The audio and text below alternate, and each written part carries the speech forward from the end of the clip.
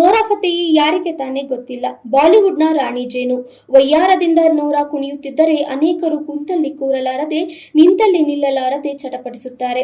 ಇಂಥ ನೋರಾ ಫತೇಹಿ ಅವರ ಹೃದಯ ಯಾರಿಗಾಗಿ ಚಡಪಡಿಸುತ್ತೆ ಎನ್ನುವ ಕುತೂಹಲ ಸಹಜವಾಗಿಯೇ ಇದ್ದೇ ಇರುತ್ತೆ. ನಿಮ್ಮ ಲವ್ ಸ್ಟೋರಿ ಬಗ್ಗೆ ಹೇಳಿ ಎಂದರೆ ಕೆನಡಾದ ಕಿನ್ನರಿ ಪ್ರೀತಿ ಪ್ರೇಮ ಪುಸ್ತಕದ ಬದನೆಕಾಯಿ ಎಂದಿದ್ದಾರೆ. ಬಾಲಿವುಡ್ನವರ ಲೆಕ್ಕಾಚಾರದ ಬದುಕಿನ ಕಥೆಯನ್ನ ಹೇಳಿದ್ದಾರೆ.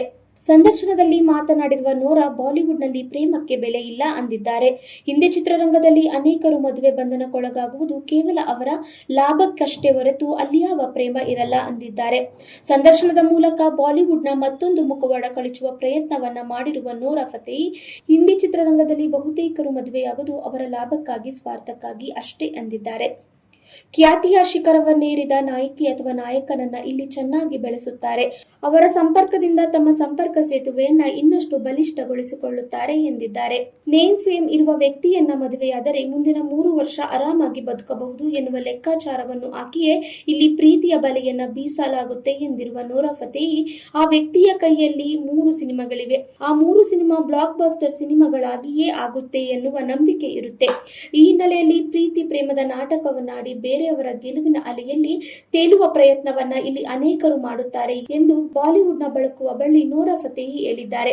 ಇನ್ನು ನಾನು ಹೇಳುತ್ತಿರುವುದು ಬಾಲಿವುಡ್ ಬಗ್ಗೆ ನಾನು ಬೇರೆಯವರಿಂದ ಕೇಳಿರುವ ಕಟ್ಟುಕತೆಯಲ್ಲ, ನನ್ನ ಎದುರು ನಡೆದ ಹಾಗೂ ನಡೆಯುತ್ತಿರುವ ಬದುಕಿನ ವಾಸ್ತವದ ಕತೆ ಎಂದು ಸ್ಪಷ್ಟವಾಗಿ ಹೇಳಿದ್ದಾರೆ. ಈ ಎಲ್ಲಾ ಕಾರಣಗಳಿಂದ ನಾನು ಯಾವುದೇ ಹುಡುಗನ ಹಿಂದೆ ಹೋಗಿಲ್ಲ, ಡೇಟಿಂಗ್ ಮಾಡಿಲ್ಲ ಎಂದಿದ್ದಾರೆ. ಪ್ರೀತಿ ಪ್ರೇಮಕ್ಕೆ ನನ್ನ ಬಳಿ ಸದ್ಯಕ್ಕೆ ಸಮಯವಿಲ್ಲ ಎಂದಿದ್ದಾರೆ. ಎಲ್ಲವೂ ನನ್ನ ಕಣ್ಮುಂದೆಯೇ ನಡೆದಿದೆ. ಅನೇಕರು ಹಣಕ್ಕಾಗಿ ತಮ್ಮ ಜೀವನವನ್ನೇ ಹಾಳು ಮಾಡಿಕೊಳ್ಳುತ್ತಾರೆ. ಇಷ್ಟವೇ ಇಲ್ಲದ ವ್ಯಕ್ತಿಯನ್ನು ಮದುವೆಯಾಗಿ ಜೀವನ ಮಾಡುವುದಕ್ಕಿಂತ ಕಷ್ಟನೋ ಸುಖನೋ ಒಬ್ಬಂಟಿಯಾಗಿರುವುದು ಉತ್ತಮ ಎಂದಿರುವ ನೋರಾ, ವೈಯಕ್ತಿಕ ಜೀವನ, ಮಾನಸಿಕ ಆರೋಗ್ಯ ಮತ್ತು ಸಂತಸವನ್ನು ತ್ಯಾಗ ಮಾಡುವುದರಲ್ಲಿ ಅರ್ಥವಿಲ್ಲ ಎಂದು ಹೇಳಿದ್ದಾರೆ. ಕೆಲಸ ಮತ್ತು ವೈಯಕ್ತಿಕ ಬದುಕನ್ನ ಮಿಶ್ರಣ ಮಾಡಬಾರದು ಎಂದು ಕೂಡ ನೋರಾ ಫತೇಹಿ ಹೇಳಿದ್ದಾರೆ. ಒಟ್ನಲ್ಲಿ ದೂರದ ಬೆಟ್ಟ ಕಣ್ಣಿಗೆ ನುಣ್ಣಗೆ ಎನ್ನುವಂತೆ ಹೊರಗಡೆಯಿಂದ ಬಾಲಿವುಡ್ ತುಂಬಾನೇ ಕಲರ್ಫುಲ್ ಕಾಣಿಸುತ್ತೆ, ಆದರೆ ಇಲ್ಲಿ ಒಳಗಡೆ ಬಂದ ನಂತರ ನಿಜವಾದ ಬಣ್ಣ ಬಯಲಾಗುತ್ತೆ ಎಂದು ನೋರಾ ಹೇಳಿದ್ದಾರೆ. ಇಲ್ಲಿ ದುಡ್ಡೇ ದೊಡ್ಡಪ್ಪ, ದುಡ್ಡಿಗಾಗಿ ಇಲ್ಲಿ ಏನ್ ಬೇಕಾದ್ರೂ ನಡೆಯುತ್ತೆ, ಏನ್ ಬೇಕಾದ್ರೂ ಮಾಡಲು ಬಹುತೇಕರು ಸಿದ್ಧರಿರ್ತಾರೆ ಎಂದು ನೋರಾ ಹೇಳಿದ್ದಾರೆ. ನೋರಾ ಅವರ ಈ ಹೇಳಿಕೆಯನ್ನ ಬಾಲಿವುಡ್ ಹೇಗೆ ಸ್ವೀಕರಿಸುತ್ತೆ ಎನ್ನುವುದನ್ನ ಕಾದು ನೋಡಬೇಕಿದೆ.